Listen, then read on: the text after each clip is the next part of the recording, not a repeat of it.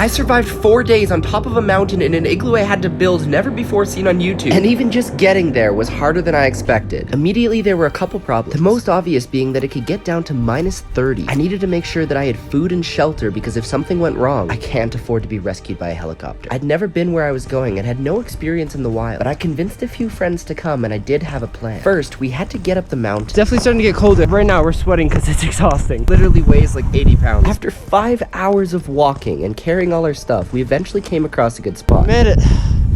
It was pretty sunny, but right now it was -17, and it was gonna get a lot colder, so if we didn't build a place to sleep, we would freeze. It's been about an hour and we've made huge progress, but we have to finish before nightfall, otherwise it's gonna get really cold. So I came up with a plan to build the igloo over the course of 4 days. Rather than building one, we would attempt to build 3. This way we could focus on the main one to be able to sleep the first night and then connect them later on. Did I know if this was gonna work for sure? No. I literally have no experience building igloos and I've never done something like this before. But that's one of the reasons why I wanted to try. I needed to prove to myself how much I'm really capable of. My water bottle has now almost completely frozen. Now I soon came to realize that I was incredibly underprepared. Everyone had incredibly warm jackets on and I just had a hoodie with a light one over top. And the snow fort was becoming a much harder project than I expected as well, because it was physically exhausting, which caused something I didn't account for: sweat. As it was constantly getting colder, this is definitely a huge thing we had to look out for. If we got too wet, the water would freeze. And as it got colder, we needed to move on to the next step of the plan. Up until this point, all we had was a really big pile of snow, but that wasn't going to keep us warm. We needed to take the snow from the inside and hollow it out while making sure it was stable enough to stand on top of it. This is Will, who is literally digging out the igloo while there's someone on top of him packing it down. And in order to make sure it was big enough, we took the snow and put it back on top. We were starting to make progress and the snow fort was getting really high. The pile was now around 8 or 9 feet high, but digging out was a very slow process. And as the sun set, it started to get much colder really fast. By this point, it was below -20. Fortunately, we were able to hollow it out enough inside, but we didn't finish until nightfall, and it was looking like there was now another problem. It's now tall enough to stand up, but there's so little space because all of the bags, I don't know how all 5 of us are gonna fit. We did our best to warm up inside a literal pile of snow. We decided to worry about sleeping arrangements later, but I noticed something interesting. There was steam on my snow pants. Okay, the weirdest thing just happened. Maybe an hour ago, my hoodie was soaking wet, and now it's completely dry. The igloo was only being heated by 1 candle, but somehow we were warm enough. Maybe it was the fact that it was all 5 of us in a small room. Whatever it was about to change. No one better have any aces up their sleeves. When I woke up on day 2, the weather was noticeably different. There were no more blue skies and there was snow on everything we had. On top of that, it was colder and windier and our sleep last night had been kind of rough. Everyone was starting to feel run down and sick, and so I knew the safest thing to do was for them to head home and recover. Wait, make sure to like and subscribe though. And I was now on my own. Alright, everyone left. The conditions are too rough. Just me now, but I can't give up. I'm gonna do this. While the igloo definitely kept us warmer than the outside, remember it is made out of snow, so it can't really be above freezing, at least not by much. And without other bodies to help heat the room, I knew tonight was gonna be rough. I did what I could by myself to help build up the igloo even more, but as it got dark and colder again, I had to go back inside. Alright, I'm inside now. I'm gonna have to figure out how to survive the night. Now I had a portable stove that I thought would be great to heat the place. I'd never used it before, so it took me a while to figure out how. And when I tried to start it, I decided to try a different option. This little log is supposed to burn for around 8 hours, but I quickly realized that it's so hard to ignite, it barely burns for any time at all, and it just keeps going out. Fire keeps going out, so I might have to resort to plan B. Since I couldn't keep the log lit for long with the lighter, I figured I would use something to help me with that.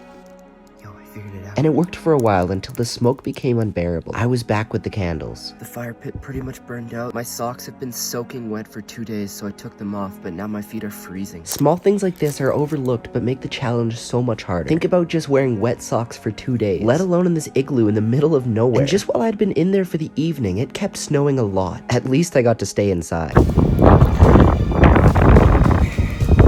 Find the service. I have to find more people to help out tomorrow. I needed to make this an amazing video. I was walking through the snow and then something happened.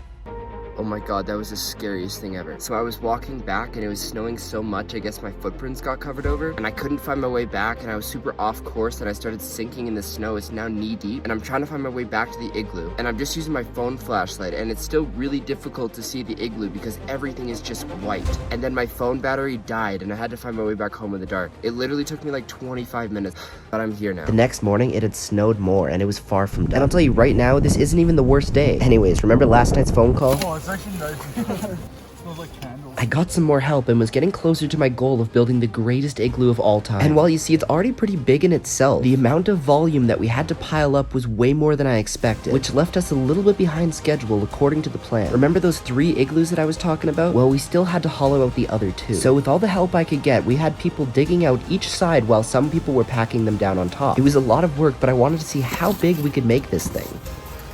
Dude, are you putting protein powder in your protein shake? Yeah, bro. Besides taking a few breaks to try and warm up, we were making some pretty good progress. I hadn't even seen the inside of the tunnels yet. The only thing that I knew is that it needed to be a lot taller. However, of course, each day as it got colder and darker, eventually there was the point that you had to call it. Since they weren't able to stay the night with me, eventually they had to get going so they could make it down the hill in time. However, this left us in a good spot to try and finish for day 4. I went to go check out the tunnels and see how much more work there was to do. This is pretty claustrophobic. If this collapses right now, video's over.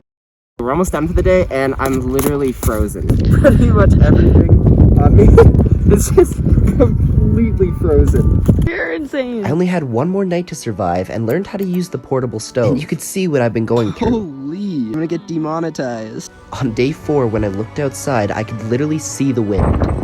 Don't worry, I'll turn down the volume for you. These were the conditions of literally the last day that I had to do this.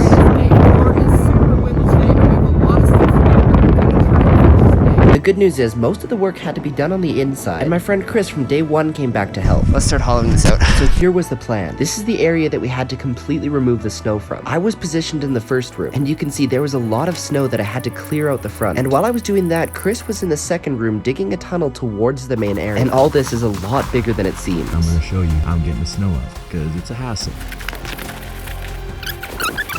As you can see, this is ridiculously time consuming. Probably a bad time to mention that I'm slightly claustrophobic. We only had a few hours left, so we had to keep digging. Surely that's gotta be reaching the other part by now, right? So if my prediction's right, it's about 3 more feet until we connect. Meanwhile, the room that I was working on was getting a lot bigger, but I still had a ways to go. And we had 2 more people outside helping move the snow from the entrance to the top of the igloo. It was getting close on time. About 2 hours left. And then probably the last thing that I would ever expect to happen happened. And it all started with this beautiful video right here where you can see the entire igloo. And you can see how far in the middle of nowhere we actually are. On top of a mountain on this incredibly windy I day. was trying to get a thumbnail shot, and the drone got taken by the wind way over there. It's gone now, gone forever.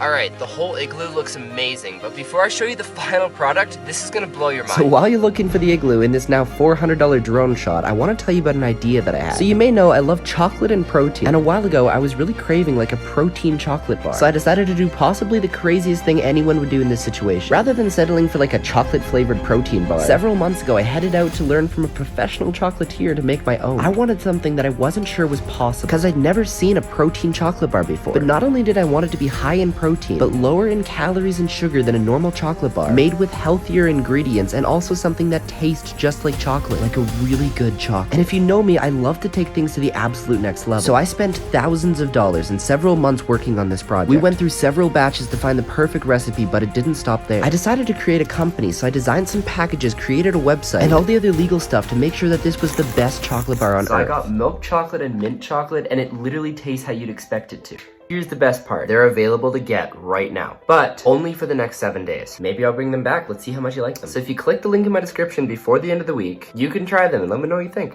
I'm gonna show you the finished product, and after I show you everything, there's one thing I gotta tell you that I think you're really gonna like. All right, here's the main entrance. There's quite a bit of room, and this is where I've been sleeping for the past 4 days. So this entire pile of snow is way taller than me. Absolutely massive. Over here we have a tunnel that's just a couple inches away from connecting with the main area. And over here we have a completely new room. I successfully survived 4 days out here, but it gets better. If this video gets 100,000 likes, I'm gonna come back here. I'm gonna make this even better, and I have something even crazier planned.